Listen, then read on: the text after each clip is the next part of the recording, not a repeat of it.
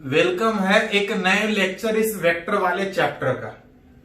अभी तक हम लोग सीखे हैं इस वेक्टर वाले चैप्टर में कि वेक्टर को रिप्रेजेंट कैसे करते हैं, वेक्टर को ऐड कैसे करेंगे, ऐड करने के बाद या सब्ट्रैक्ट करने के बाद कितना मिलेगा, कौन से डायरेक्शन में मिलेगा, उसको हम लोग सीखे थे।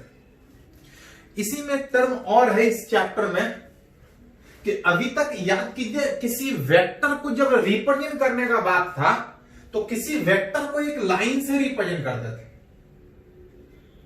लाइन से रिप्रेजेंट करने का मतलब ये डायग्रामेट्रिकल रिप्रेजेंटेशन है। इसी में सीखे कि इसको डायग्राम से रिप्रेजेंट करने के बजाय आप लेटर से भी रिप्रेजेंट कर सकते हैं। जरूरत पड़ने पे इसका कुछ मैग्नीट्यूड होगा और साथ में कुछ डायरेक्शन, जो एंगल से दिखाते थे कि वेक्टर कौन से डायरेक्शन में। मतलब अभी तक जो वेक्टर को रिप्रेजेंट कर रहे थे या तो डायग्राम से रिप्रेजेंट कर रहे थे या मैग्नीट्यूड वाइज रिप्रेजेंट कर रहे थे।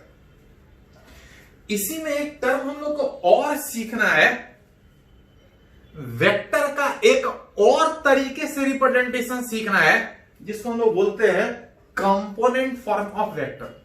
जो वेक्टर था जिसको एक लाइन से दिखा रहे थे, मैग्नीट्यूड और एंगल से दिखा रहे थे, आप उसी वेक्टर को एक और तरीके से दिखा सकते हैं। इसको बोलते हैं कंपोनेंट फॉर्म ऑफ वेक्टर। ध्यान रहे, पूरे फिजिक्स में जनरली वेक्टर इसी फॉर्म में यूज होगा, कंपोनेंट फॉर्म में।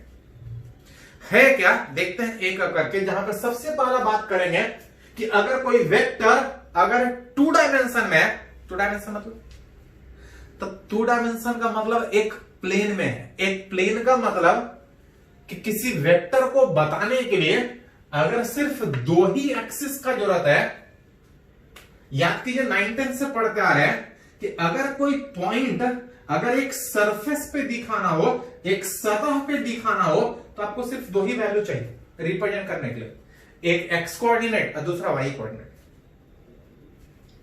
वेक्टर अगर एक प्लेन में है, कहीं भी वेक्टर प्लेन में है, उसको बताने के लिए दो ही एक्सिस चाहिए, एक्स और वाई, एंड दैट वेक्टर इसको बोल सकते हैं टू डायमेंशन या इन अ प्लेन।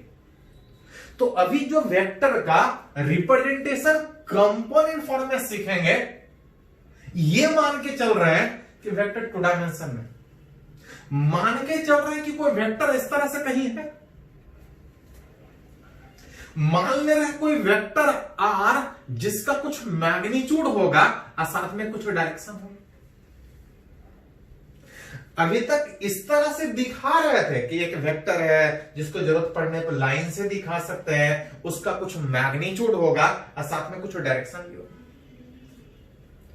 अभी तक वेक्टर को इस तरह से दिखा रहे थे, अब है एक और तरीके से रिप्रेजेंट करना चाहते हैं कंपोनेंट फॉर्म से। तो सबसे पहले तो क्वेश्चन ये उठता है कि व्हाट इज कंपोनेंट।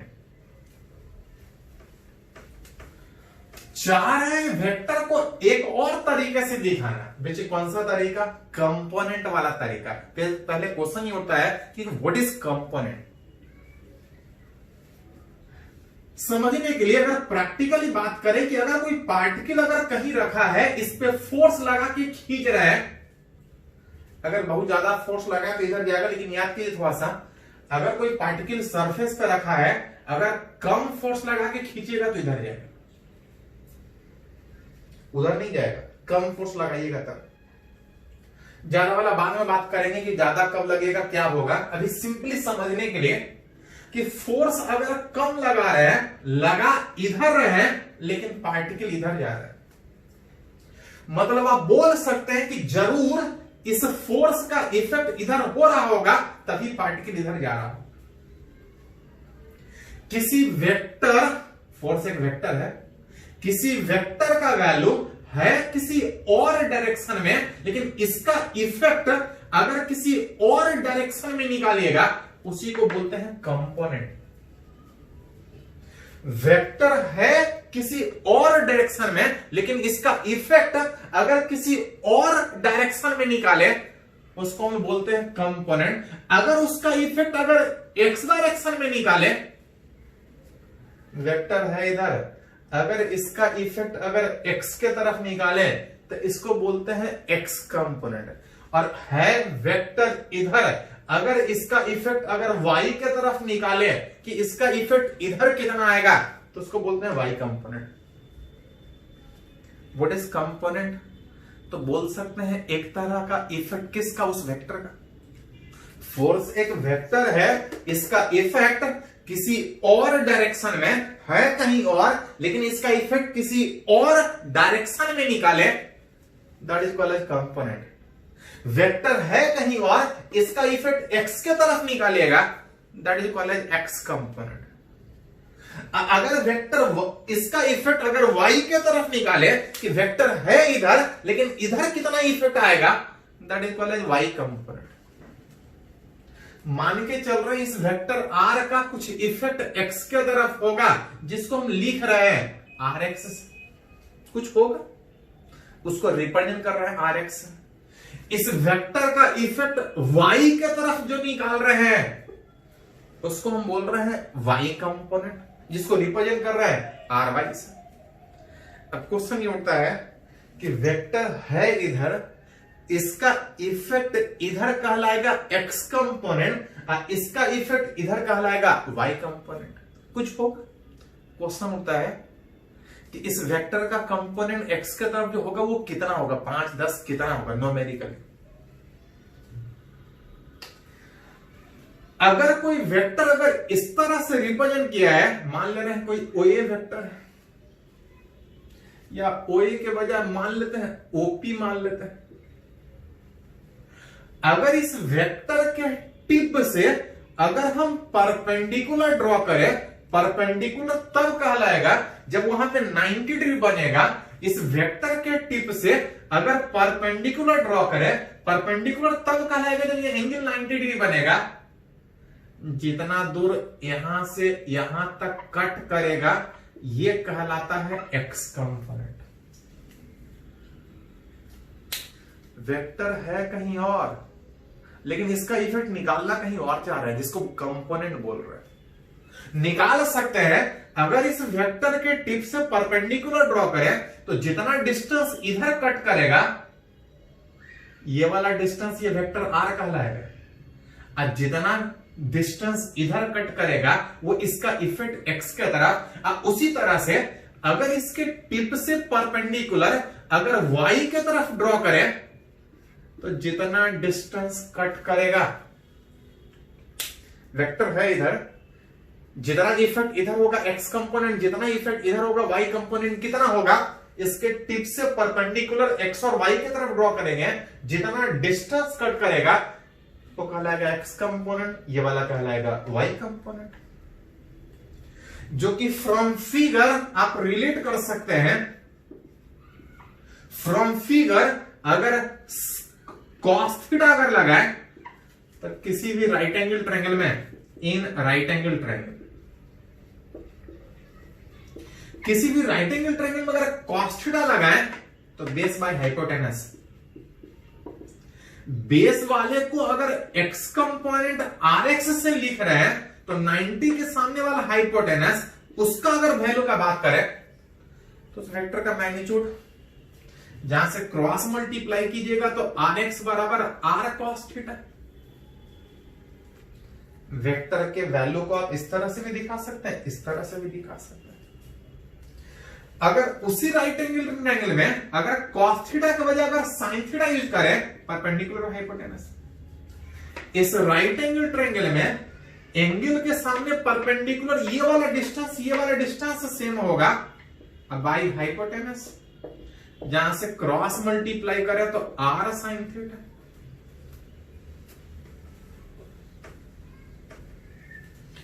एक बार थोड़ा फिर से देख लीजिए। अभी हम लोग बात कर रहे हैं कोई वेक्टर जो 2 डायमेंशन में, कोई वेक्टर जो 2 डायमेंशन में है, इसको पहले जो डायग्राम से दिखा रहे थे, मैग्नीट्यूड और एंगल से दिखा रहे थे, चाहते हैं इसको एक नए तरीके से दिखाना जिसको बोल रहे हैं कंपोनेंट फॉर्मूला तरीका। तो पहले तो क्वेश्चन यही उठा था कि व्हाट इज कंपोनेंट। कंपोनेंट का मतलब था इस वेक्टर का इफेक्ट किसी और डायरेक्शन में, इस वेक्टर का इफेक्ट x के तरफ, that is called as x component. इस वेक्टर का इफेक्ट y के तरफ, that is called Y component. कैसे निकाल रहे थे? इस वेक्टर के टिप से परपेंडिकुलर ड्रॉ कर रहे थे, जितना डिस्टेंस कट कर रहा था वो एक्स कंपोनेंट, ये वाला Y component. Right angle triangle में ये हाइपोटेनस आर, तो ये जो बेस आ रहा था आर कॉस थीटा, अब परपेंडिकुलर आ रहा था आर साइन थीटा। अगली बार आप सीधा सीधा यूज कर सकते हैं कि अगर कोई वेक्टर अगर x के साथ अगर थीटा बना रहा है तो x component r cos theta और y component r sin theta.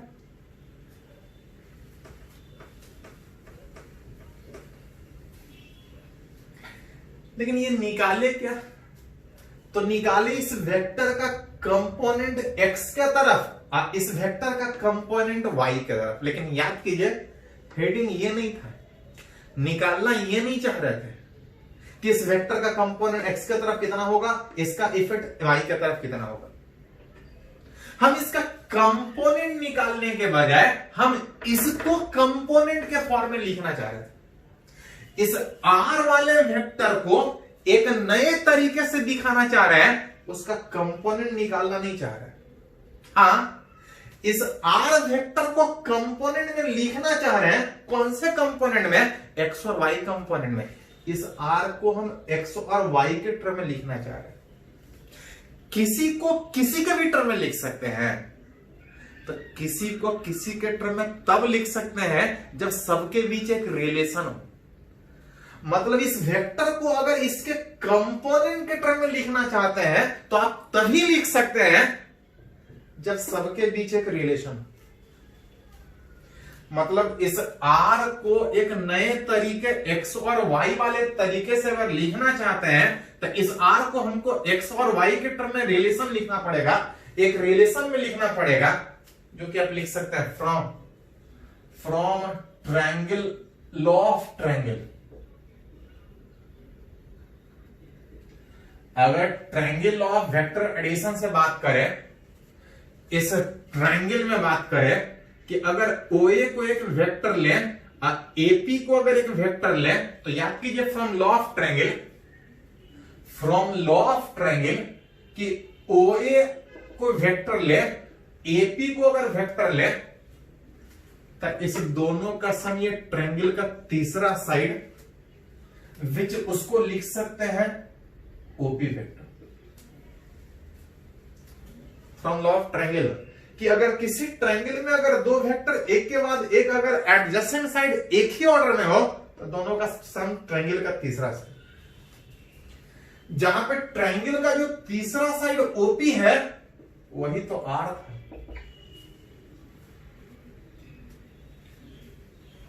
अगर OA का बात कीजिएगा तो OA एक वेक्टर है जिसका कुछ मैग्नीट्यूड होगा और साथ में कुछ डायरेक्शन होगा। और याद कीजिए वेक्टर के मैग्नीट्यूड को मॉड से दिखाते थे, मॉडुलस से दिखाते थे, अब वेक्टर के डायरेक्शन को यूनिट वेक्टर से दिखाते थे। उसी तरह से अगर एपी वेक्टर को लिखें तो उसका भी कुछ मैग्नीट्यूड होगा, उसका भी कुछ डायरेक्शन होगा। जहां पे अगर रिलेट करें तो OA का मैग्नीट्यूड यही तो RX था। OA का डायरेक्शन विच एक्स एक्सिस का डायरेक्शन, एक्स एक्सिस के डायरेक्शन में अगर यूनिट वेक्टर दिखाना हो तो याद कीजिए पहले ही डिफाइन किए थे यूनिट वेक्टर, एक वेक्टर जिसका मैग्नीट्यूड 1 सिर्फ डायरेक्शन रिप्रेजेंट करने के लिए। अगर एक्स का डायरेक्शन अगर दिखाना हो तो स्टैंडर्ड था कि इसको आप अलग से बोलने के वजह सिंपली आई कैप से दिखाते थे, अलग से बोलना नहीं पड़ता था कि एक्स एक्सिस का डायरेक्शन बता रही है। ये इटसेल्फ एक डिफिनेशन है कि अगर एक्स एक्सिस के डायरेक्शन को दिखाना है तो आप आई कैप से दिखा सकते हैं।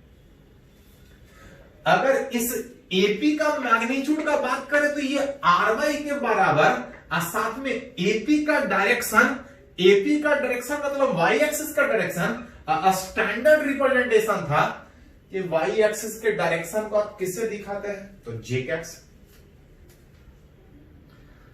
एक्चुअली किए क्या, तो पहले इस वेक्टर का x कंपोनेंट और y कंपोनेंट निकाले। लेकिन याद कीजिए हम लोग एक्चुअली कंपोनेंट निकालना नहीं चाह रहे थे, हम इस वेक्टर को x और y के टर्म में लिखना चाह रहे थे, कंपोनेंट के टर्म में लिखना चाह रहे थे। इसको इसके और इसके टर्म में लिखने के लिए सबके बीच एक रिलेशन निकाले, और जब रिलेशन आया तो अगली बार इतना सोचने के बजाय डायरेक्ट लिख सकते हैं कि अगर कोई वेक्टर अगर 2 डायमेंशन में, अगर कोई वेक्टर अगर 2 डायमेंशन में है तो उसका कुछ x कंपोनेंट जो कि r cos थीटा, कुछ y component that is r sin theta,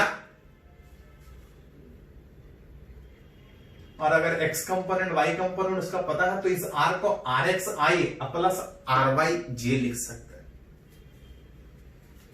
मतलब अगली बार आप चाहें तो वेक्टर को डायग्राम से दिखा सकते हैं, इस वेक्टर को मैग्नीट्यूड एंगल से दिखा सकते हैं, और अगली बार इस वेक्टर को इस तरह से जिसको बोलते हैं कंपोनेंट आई और जे के तरीके से रिप्रेजेंट कर सकते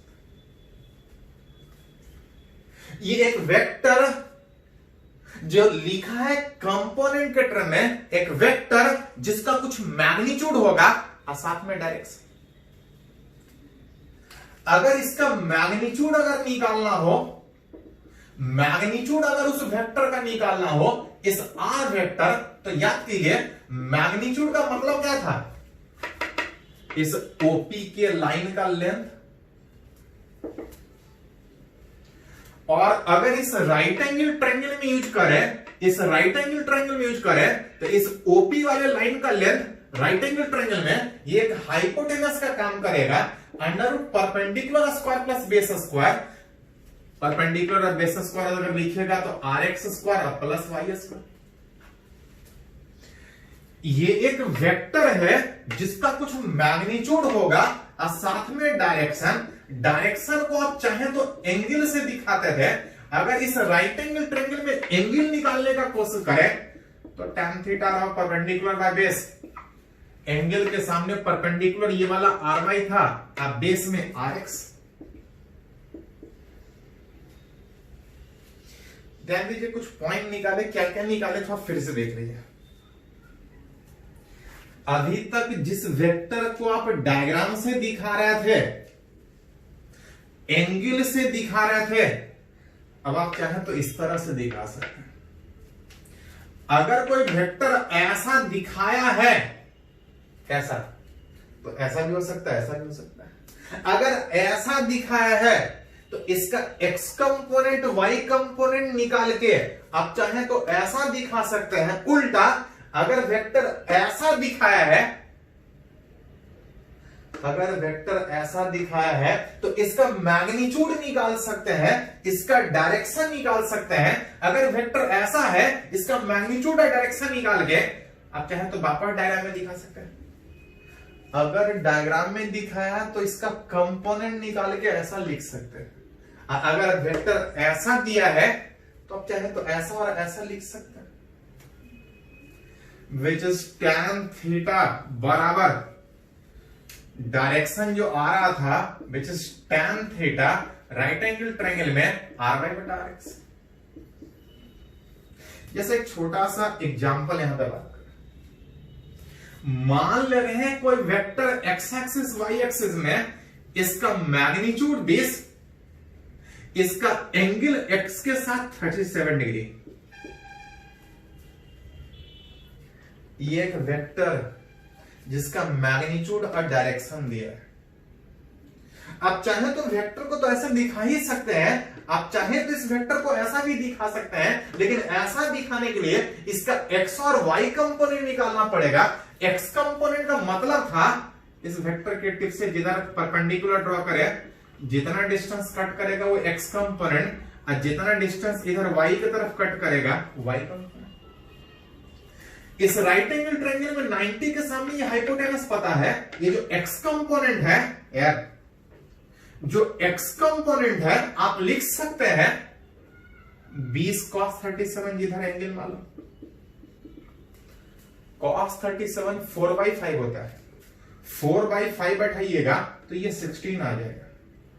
आप y कंपोनेंट अगर बात कीजिएगा तो y कंपोनेंट में x के तरफ एंगल पता है r cos थीटा, ये r sin theta 20 sin 37 degree, sin 37 3/5 होता है।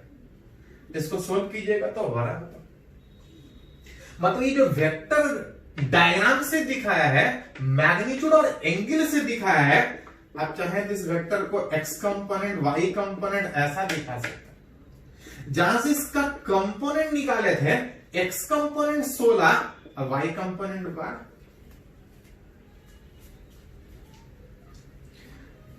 वेक्टर डायग्राम में अभी तक दिखा रहे थे, मैग्नीट्यूड और एंगल से दिखा रहे थे। अब आप इसी वेक्टर को एक और तरीके, इसको बोल रहे हैं कंपोनेंट आई और जे के तरीके, इस तरह से भी दिखा सकते हैं। ये एक वेक्टर है, ये एक्स कंपोनेंट बता रहा है 16, ये बता रहा है वाई कंपोनेंट। ये एक वेक्टर है जिसका कुछ मैग्नीट्यूड होगा। मैग्नीट्यूड कितना होगा? तो अगर ये वेक्टर ऐसा है तो magnitude under root R X square plus Y square, that is 16 square plus 12 square, that equal to, आप सोल्व करके देख सकते हैं। मैग्नीट्यूड, ये एक वेक्टर है, इसका कुछ मैग्नीट्यूड होगा, इसका कुछ डायरेक्शन होगा। डायरेक्शन मतलब एंगल अभी थोड़ा देर पहले निकालना सीखे थे, tan थीटा बराबर Y component by X component. Y component J का मल्टीपल वाई कंपोनेंट कहला रहा था,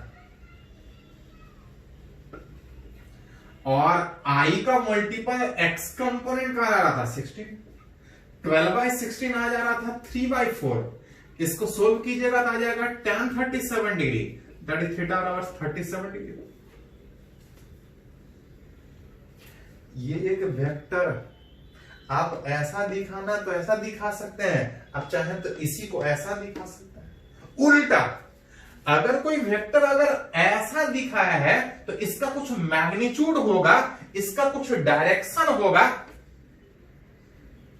अब मैग्नीट्यूड डायरेक्शन दिखाया है तो अगर वेक्टर ऐसा है तो डायग्राम में दिखा सकते हैं, मतलब डायग्राम से दिखा है तो आई और जे में लिख सकते हैं, आई और जे में दिखाया है तो इसको डायग्राम से दिखा सकते हैं। मतलब अभी तक जिस वेक्टर को आप सिर्फ डायग्राम से दिखा रहे थे, मैग्नीट्यूड और एंगल से दिखा रहे थे, अब आप चाहें तो वेक्टर को ऐसा भी दिखा सकते हैं। कुछ और एग्जांपल इस पे करते हैं, पहले इसको थोड़ा सा नोट कीजिए।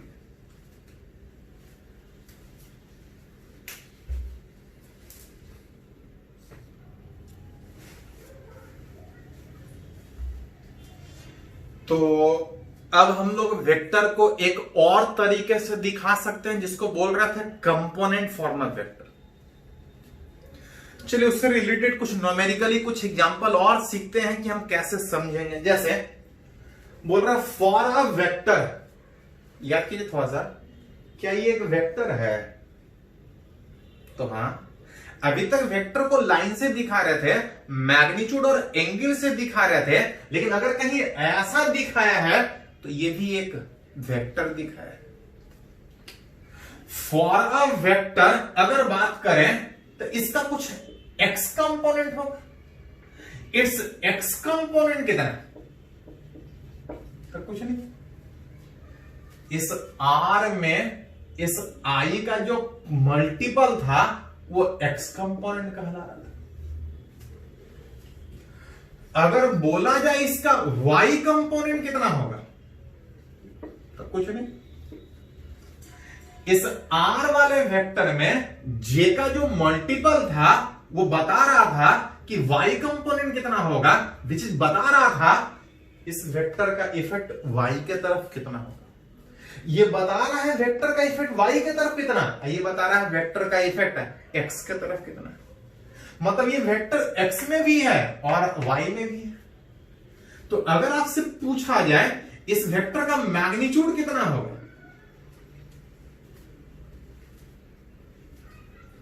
तो अभी थोड़ा देर पहले बात की थी कि अगर कोई वेक्टर आई और जे में दिया है, इस वेक्टर का जो मैग्नीट्यूड था under root R X square plus R Y square, जहां पे आर एक्स का मतलब था इस वेक्टर में आई का मल्टीपल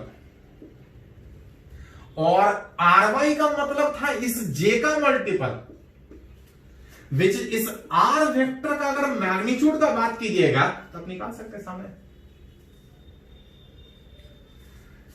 इसका अगर डायरेक्शन पूछा जाए तो अभी थोड़ा देर पहले बात कर रहे थे कि अगर कोई vector X axis Y axis में अगर है तो ये कुछ एक्स के साथ एंगल बनाएगा, और एक्स के साथ कितना एंगल बनाएगा, it's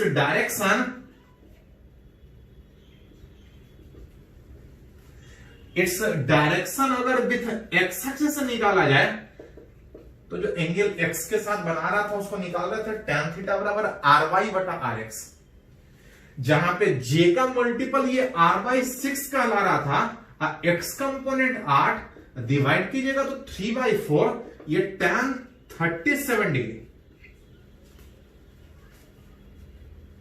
r by 6 r x 8 ये 37 डिग्री, दैट इज थीटा बराबर 37 डिग्री।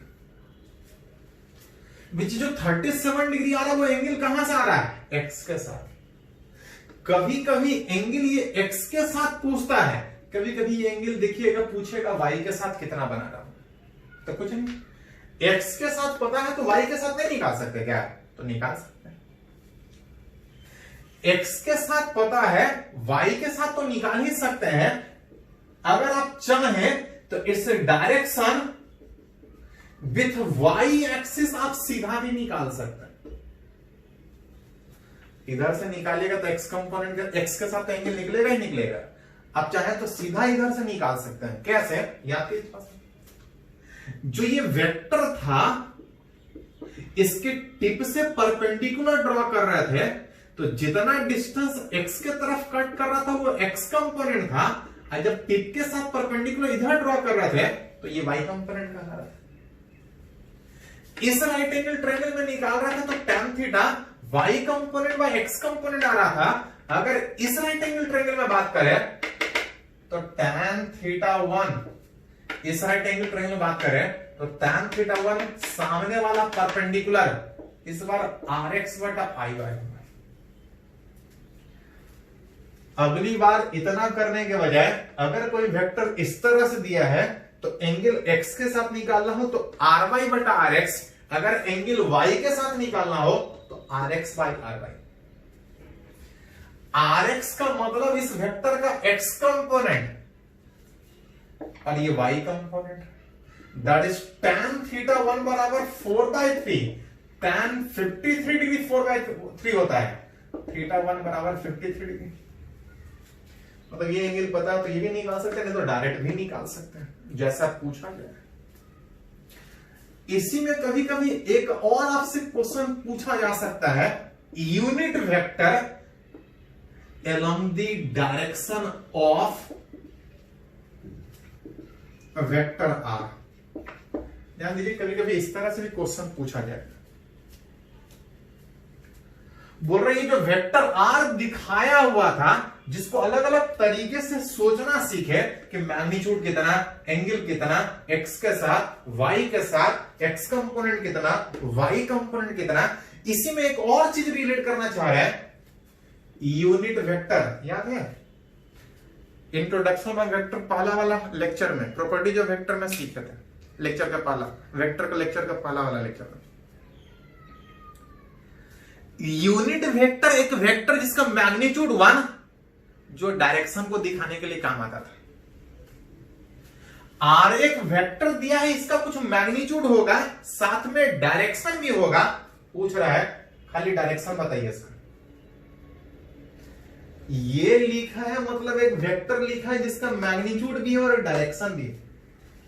ये लिखा है खाली मैग्नीट्यूड लिखा है,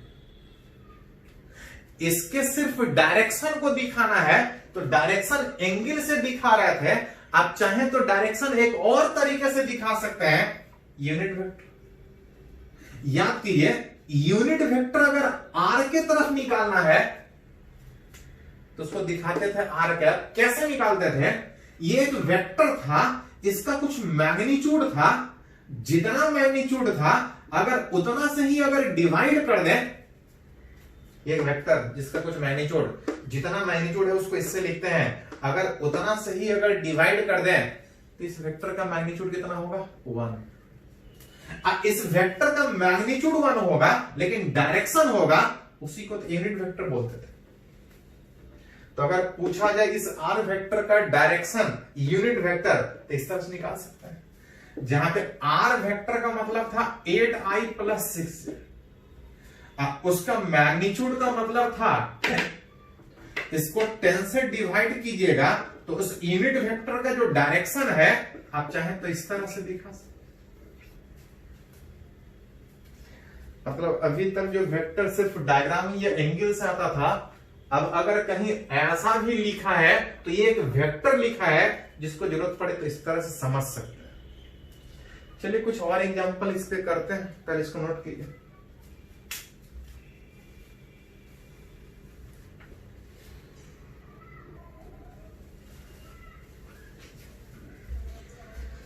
तो अभी हम लोग सीखे कि अगर आप जरूरत पड़े तो वेक्टर को कंपोनेंट एक और तरीके से दिखा सकते हैं। चलिए उसको कुछ और एग्जांपल से समझने का कोशिश करते हैं। बोल रहा है रिप्रेजेंट द फॉलोइंग वेक्टर, कुछ वेक्टर दिया हुआ है, उसको बोला जा रहा है कि कंपोनेंट फॉर्म में लिखना है, दैट इज आई और जे के टर्म में लिखना है। जैसे मान लेते हैं एक वेक्टर विच एक्स और वाई एक्सिस में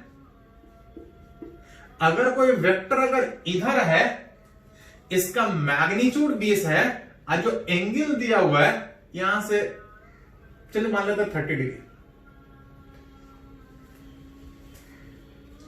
एक वेक्टर जिसका स्टार्टिंग पॉइंट ओरिजिन पे एंड पॉइंट ए पे इसका मैग्नीट्यूड 20 है, एंगल 30 डिग्री दिया हुआ है, इस तरह से वेक्टर दिखाया है। बोल रहा है किस वेक्टर को आई और जे के टर्म में लिखना है।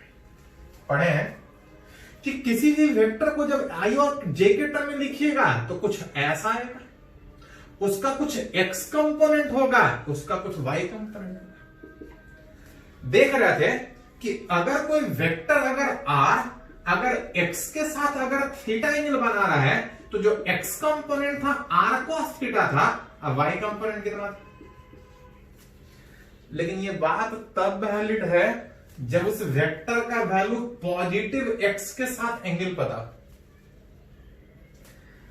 अगर इस वेक्टर का एंगल अगर पॉजिटिव एक्स के साथ अगर सीधा पता है तो एक्स कंपोनेंट वाई कंपोनेंट ऐसा कर सकते हैं। जैसा एंगल निगेटिव एक्स से दिया है, अगर इस पॉजिटिव एक्स से करे तो कितना होगा, और अगर पॉजिटिव एक्स के साथ अगर एंटी क्लॉकवाइज में जहां पे एंगल पॉजिटिव लेते हैं, अगर पॉजिटिव एक्स के साथ अगर एंटी क्लॉकवाइज में अगर एंगल पता हो तो एक्स कंपोनेंट वाई कंपोनेंट सीधा बैठा सकते हैं। जैसे इस पॉजिटिव एक्स के साथ इसका एंगल 150 डिग्री था तो इसका एक्स कंपोनेंट लिखिएगा तो 20 cos 150 डिग्री आई कैप, अब प्लस लिखिएगा तो 20 sin 150 डिग्री जे कैप। लेकिन ये काम तब कर सकते हैं जब उस वेक्टर का एंगल पॉजिटिव एक्स के साथ सीधा पता। इस cos 150 का वैल्यू आप निकाल सकते हैं। 150 को लिखेगा तो 180 माइनस 30 डिग्री। इस 150 को लिखिएगा तो 180 माइनस 30 डिग्री, इस साइन 150 को लिखेगा तो 180 माइनस 30 डिग्री। cos 180 में 180 हट जाएगा, सेकेंड पॉइंट में जाने के कारण ये माइनस 20 cos 30 आई कैप, ये 20 प्लस साइन 30, 180 हट जाएगा, ये 180 minus theta, that is second quadrant, और सेकेंड का साइन पॉजिटिव होता है। cos 30 √3/2, cos 30 √3/2 में यह आ जाएगा 10 √3 आई कैप, यह आ जाएगा 10 जे कैप।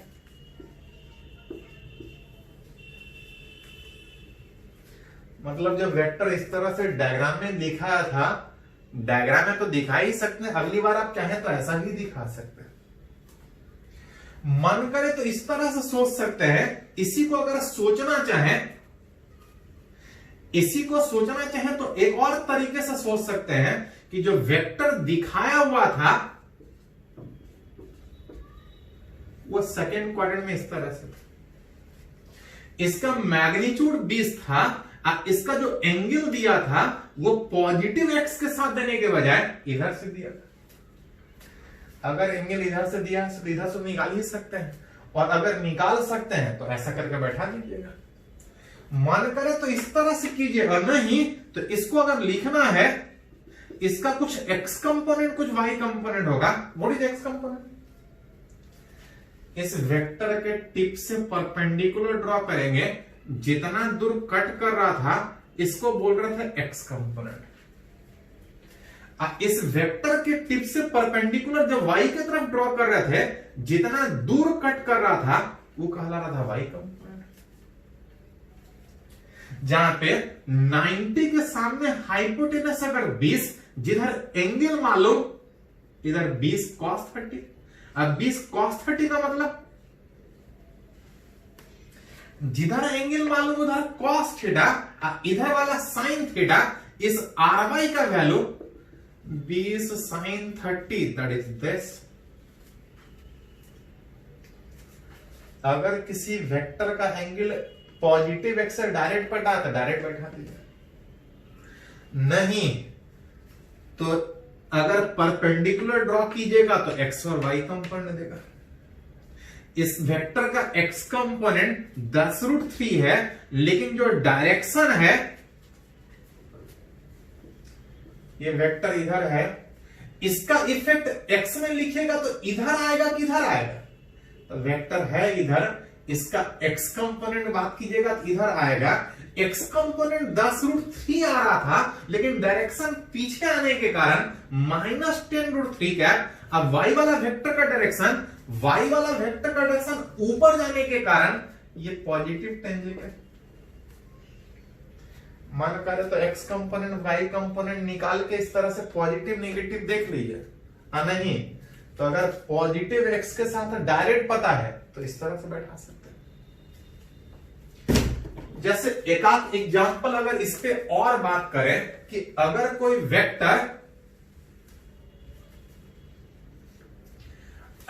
वेक्टर उस x एक्सिस y एक्सिस में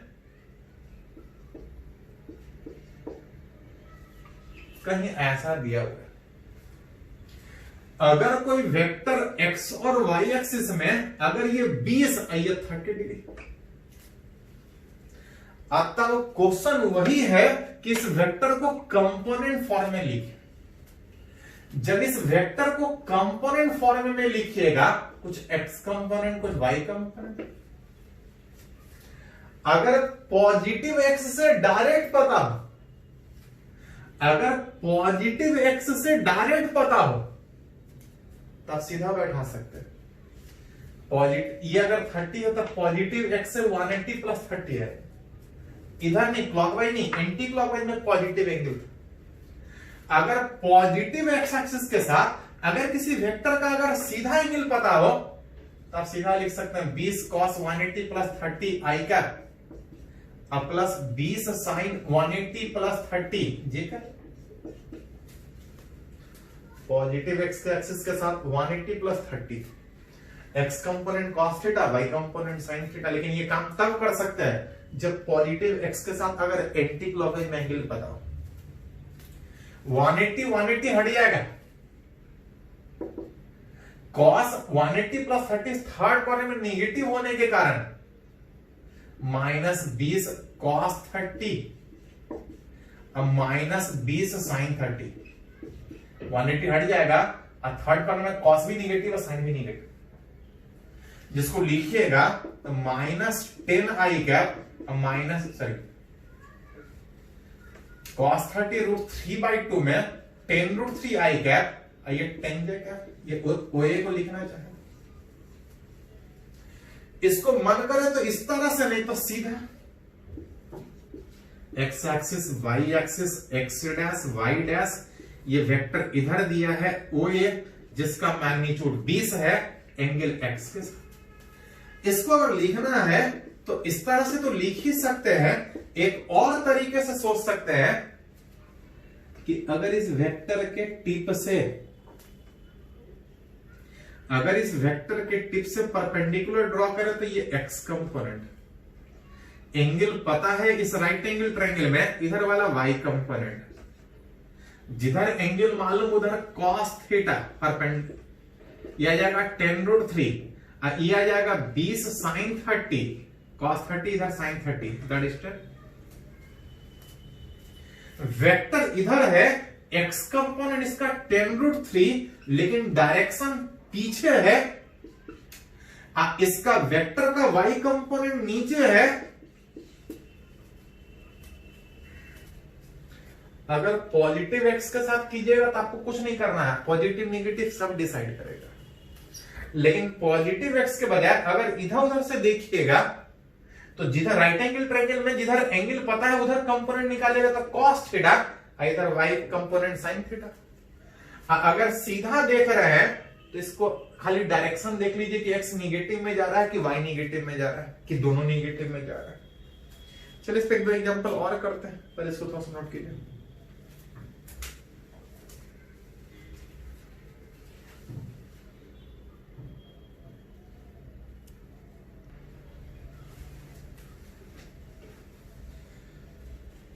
तो इसमें अगर एक दो एग्जांपल और करें, इस बार बोल रहा है कि कोई वेक्टर x और y एक्सिस में कोई वेक्टर इस तरह से दिखा है।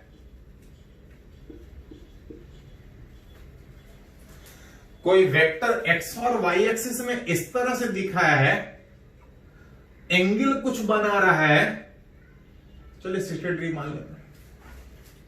तब पूछा जा रहा है इसका x कंपोनेंट और y के टर्म में इसको लिखिए, कंपोनेंट के टर्म।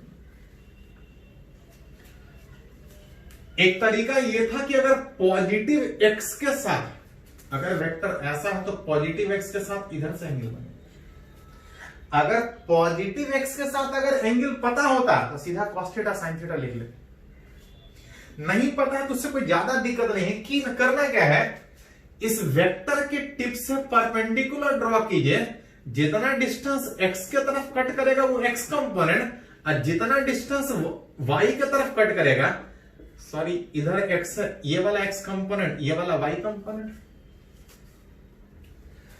जिधर एंगल मालूम राइट एंगल ट्रायंगल में उधर cos थीटा, मतलब अगर ये 20 मान के चले तो ये y कंपोनेंट हो जाएगा 20 cos 60, और जिधर एंगल मालूम उधर cos थीटा, जिधर एंगल नहीं मालूम उधर 20 sin। लेकिन ऐसा करते हैं तो आपको थोड़ा सा ये देखना पड़ेगा कि x वाला पॉजिटिव है कि y वाला पॉजिटिव है। वेक्टर इधर था, इसका x कंपोनेंट आगे जाएगा। वेक्टर इधर था, x कंपोनेंट आगे पॉजिटिव में जाएगा। ये पॉजिटिव आएगा, इस वेक्टर का इफेक्ट y में नीचे जाएगा, माइनस जी का साइन 60√3/2 यह जाएगा 10√3 i का cos 61/2 विच इज OA को आप चाहें तो जो अभी तक डायग्राम में दिखाया था आप चाहे तो इस तरह से दिखा सकते। जैसे एक अगर और एग्जांपल बात करें कि अगर कोई vector x axis y axis में अगर कुछ इस तरह से दिखा है,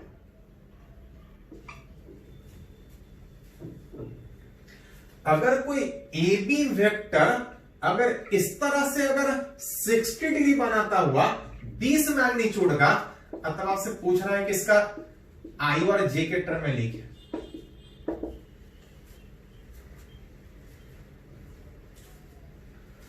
एक तरीका यह होगा कि जो वेक्टर दिखाया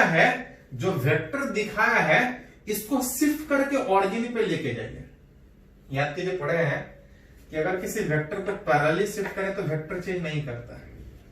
इसको आई और जे के टर्म में लिखे यहां लेके आके, नहीं तो उतना मेहनत नहीं करना, तो कोई ज्यादा दिक्कत नहीं, वहीं से खाली देख लीजिए। इसका कुछ एक्स कंपोनेंट वाई कंपोनेंट थोड़ा पहले बात किए थे कि ज्यादा कुछ सोचना नहीं है। जिधर एंगल मालूम उधर cos थीटा, और जिधर एंगल नहीं मालूम उधर sin थीटा, एक्स और वाई के टर्म में। इस वेक्टर का एंगल किधर से पता है, x से कि y से? एंगल पता है y से। और अगर एंगल y से पता है तो y के तरफ आ जाएगा cos थीटा, x के तरफ आ जाएगा sin थीटा। मन करे तो इसको ऑरिजिन पे शिफ्ट कीजिए, तब आई और जे सोचे, नहीं तो उतना सोचने के बजाय जहां वेक्टर है वहीं रहने दीजिए। जिधर एंगल मालूम उधर कंपोनेंट में आएगा cos थीटा, और जिधर एंगल नहीं मालूम sin थीटा। ये बात तब पहले जब 2 डायमेंशन में। हाँ, थोड़ा सा खाली देख लीजिए कि वो पॉजिटिव आई में कि निगेटिव आई में। देख सकते हैं कि वेक्टर इधर है, इधर का मतलब x कंपोनेंट पीछे आएगा, और इधर का मतलब y कंपोनेंट ऊपर जाएगा। x कंपोनेंट पीछे आने का मतलब x में निगेटिव और y में पॉजिटिव। बेचे साइन 60√3/2 में माइनस 10√3 आई का प्लस 10 जे क्या, मतलब अभी तक जो वेक्टर डायग्राम से कहीं इस तरह से दिखा रहे थे, अब आप चाहें तो उसको आई और जे के टर्म में इस तरह से यूज कर सकते हैं। चलो इसको नोट कर डालें।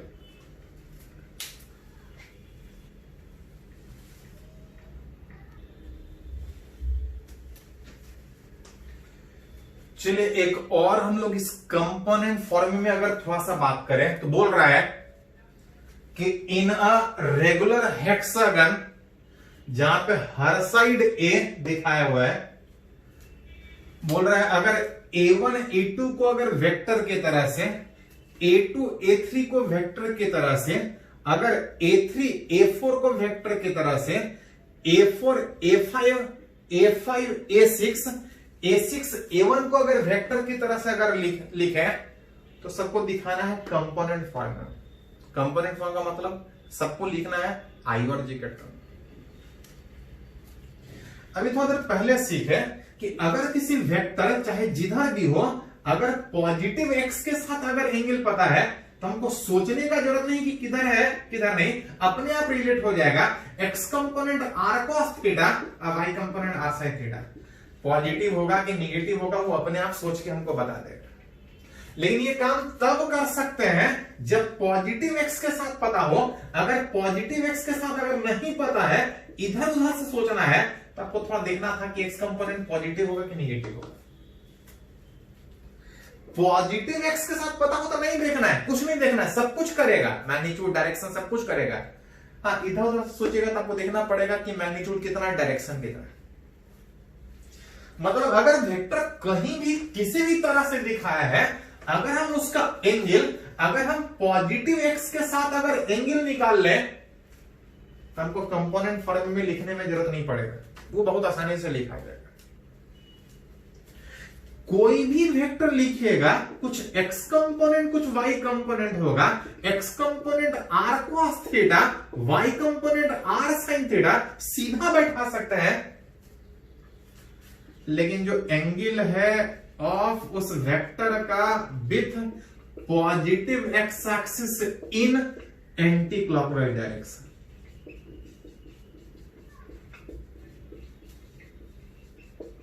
सीधा बैठा सकते हैं। पॉजिटिव एक्स नहीं, अगर इधर उधर से पता होता हमको एक्स कंपोनेंट वाई कंपोनेंट तो आसानी से मिलेगा कि जिधर एंगल मालूम उधर कॉस थीटा, और जिधर एंगल नहीं मालूम उधर साइन थीटा। हमको देखना पड़ता था कि एक्स कंपोनेंट वाई कंपोनेंट उसका नेगेटिव होगा कि पॉजिटिव होगा। मतलब अगर हम खाली उस वेक्टर का अगर पॉजिटिव एक्स के साथ अगर एंगल निकाल ले तो बहुत आसानी से लिख सकते हैं। जैसे a1 a2 जिसका मैग्नीट्यूड हमको दिया है a, हर एक का साइड a दिया है, a1 a2 x से कितना एंगल बना रहा है, तो a से 0 डिग्री बना रहा है, x के ही तरफ है। और अगर किसी वेक्टर का एंगल अगर x के साथ पता हो तो हमको कुछ नहीं करना, ये सब अपने आप करेगा कि पॉजिटिव होगा निगेटिव होगा, किधर होगा, किसके टर्म में होगा, वो अपने आप होगा। a1 a2 तो सीधा था, अगर a2 a3 लिखे तो a2 a3 पॉजिटिव से कितना डिग्री पे,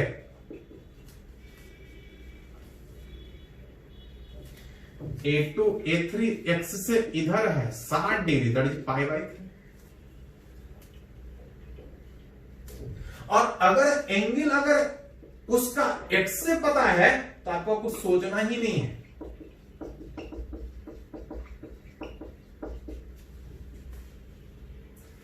अगर a3 a4 अगर निकालना हो तो अगर गौर से देखें तो a3 a4 इधर है, यहां से इधर है कितना डिग्री पे, रेगुलर हेक्सागन में हर 60 डिग्री के बाद आप घूमते हैं, 0 डिग्री, 60 डिग्री, 120, अब फिर आएगा तो 180 डिग्री पीछे चला गया। मतलब अगर ये 0 डिग्री था, ये वाला x के साथ 60 डिग्री बना रहा था, 60 डिग्री और घूमिएगा तो पहला घूमे 60 डिग्री, 60 डिग्री और घूमिएगा, मतलब इस x से टोटल कितना घूमिएगा, 120 डिग्री। पहला वेक्टर घूमे तो 60 डिग्री, 60 और घूमे तो टोटल कितना घूम गया, 120 डिग्री। मतलब अगर दूसरे वेक्टर का बात कीजिएगा तो x से 120 होने के कारण, उस x से 120 होने के कारण a cos 120 को आप चाहें तो लिख सकते हैं। इस वेक्टर का 60 डिग्री था, इस वेक्टर का 120 डिग्री था। अगर a4 a5 लिखे तो ये 0 डिग्री पे था, ये 60 डिग्री पे था, ये 120 था, 60 और घूम जाइएगा तो थीटा बराबर 180 degree, that is pi, which a cos 3 pi by 3 लिख सकते हैं या खाली पाई लिखिए। एक्चुअली इस तरह से क्वेश्चन एक एससी वर्मा वाले बुक में दिया है, इसलिए इसको रिलेट कर रहा है, कुछ प्रूफ करना था उसमें।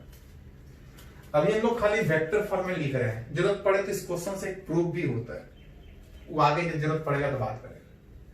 अगर a5 a6 लिखना होता तो पहला वाला 0 डिग्री, दूसरा वाला 60, 120, 180 और घूमिएगा तो ये 240 जो कि आ जाएगा 4 पाई बाई 3। और अगर पॉजिटिव x के साथ, अगर ये वेक्टर अगर पॉजिटिव x के साथ अगर 240 बना रहा है तो हमको ज्यादा कुछ करना नहीं, सीधा बैठा देना है, ये अपने आप i और j के टर्म में उसको लिख देगा। अगर a6 a1 लिखना है तो 60 डिग्री और घूमना है, 60 डिग्री और घूमने का मतलब 360, that is 5 pi by 3, which a cos 5 pi by 3 आएगा plus a sin 5 pi by 3। मतलब इस छेवो वेक्टर को जरूरत पड़े तो इस तरह से i j और k के टर्म में लिख सकते हैं, i j और k टर्म, i और j के टर्म में लिख सकते हैं। Also from law of polygon याद है कि जितना भी वेक्टर है अगर एक के बाद एक लगातार अगर सारा खुद क्लोज कर ले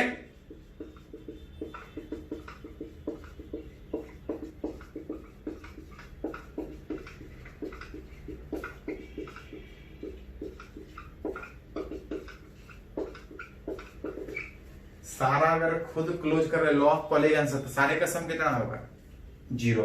सारे का सम 0 होने में सारे का i वाला एक साथ जोड़िएगा तो ये सब कॉमन निकल जाएगा, सारे वाला j के साथ कॉमन जोड़िएगा तो सारा कॉमन निकलेगा, विच cos 0 cos पाई बाई 3। इस तरह से सारा वाला x में आएगा, ये वाला sin 0 sin पाई बाई 3 सारा एक साथ आ जाएगा, असम मिल गया कितना 0। ई 0 तब होगा जब ई भी 0 हो ई भी 0।